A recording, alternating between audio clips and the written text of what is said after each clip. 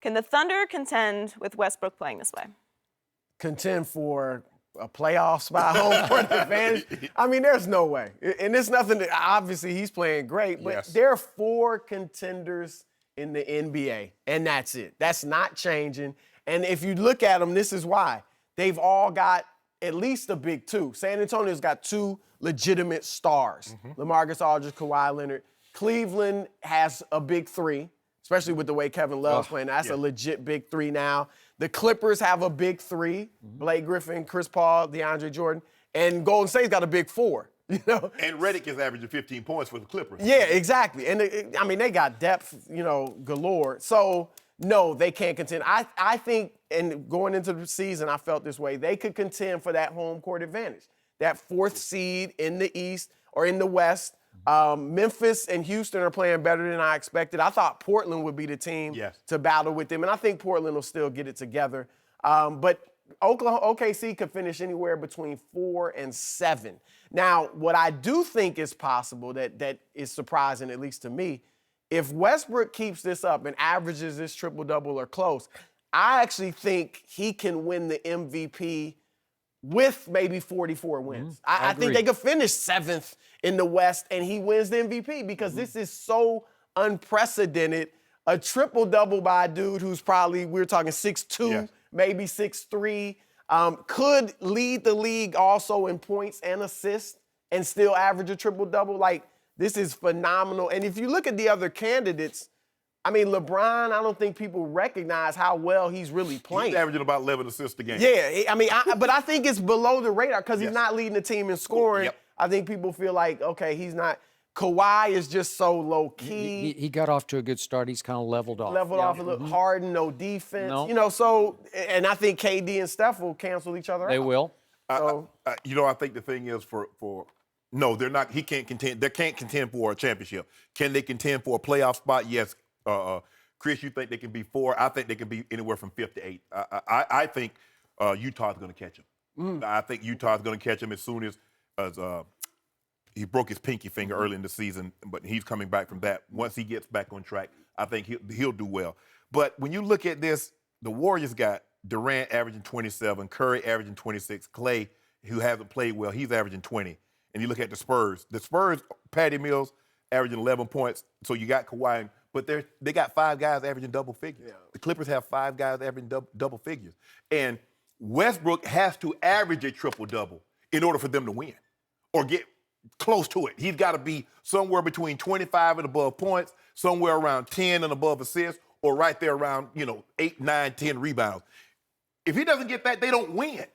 So are you going to count on Oladipo? You're going to count on Cantor? Steven Adams seems to have taken a step back. He does not look like the same guy that played in the playoffs last year. He was a monster last year in the playoffs. Now, AD drew some attention for him. So when I look at it, I think LeBron is going to win the MVP because they're going to win somewhere between 60 and 65 games, and he's going to average around 24, 25 points with 11 assists and 8 rebounds. With that, they're going to we can't give it to Russell, who won 40 games. Even if he averages a triple-double? I'm with you. I picked LeBron too, but, man, that's unprecedented.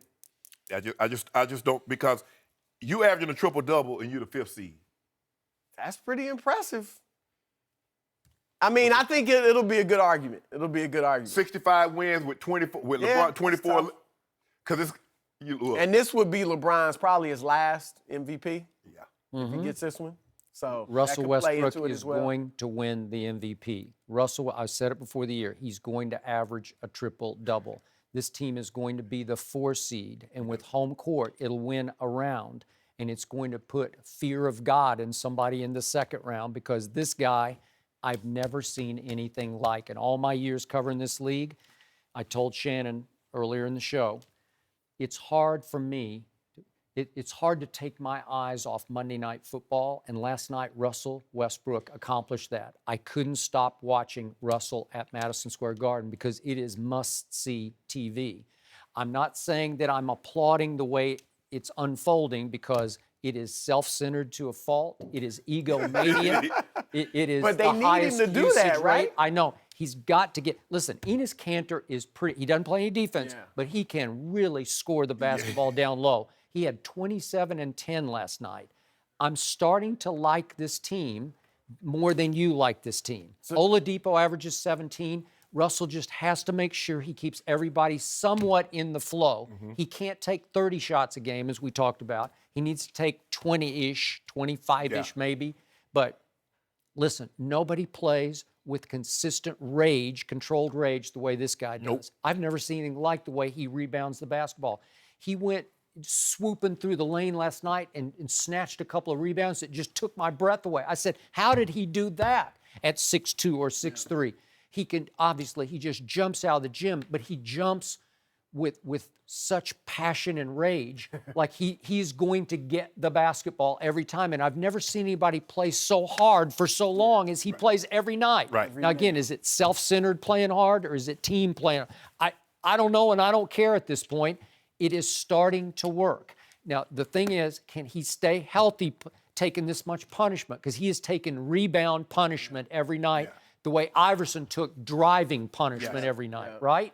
And after a while, Iverson's little body just wore out. He just couldn't he's much bigger than he that. He is. He's a I agree. legitimate. Chris, let me ask you this. Okay, we forget the four-headed, three-headed monsters.